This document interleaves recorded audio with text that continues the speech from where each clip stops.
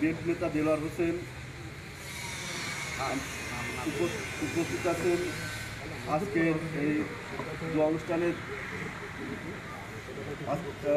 যিনি সভাপতিত্ব করছেন মাসুদ শিকারী।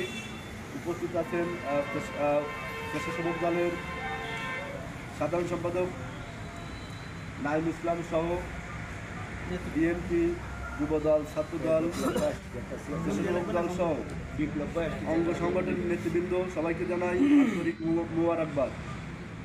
প্রিয় উপস্থিতি, আপনারা জানেন দীর্ঘ 17 বছর আন্দোলন সংগ্রামের পরে আমরা একটা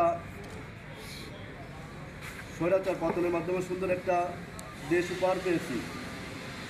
এই 17 বছরের মধ্যে যে অনেক কিছু ঘটে গেছে আপনারা জানেন।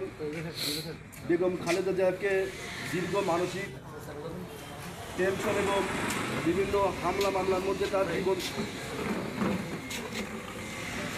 জীবন অতিবাহিত হয়েছে।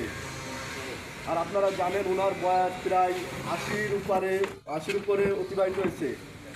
আল্লাহ কাকে কখন কোন পর্যায়ে নিয়ে যাবে কেউ জানে না। আজকে আমরা ওনার আশুরোগ মুক্তি কামনায় উপস্থিত হয়েছেন।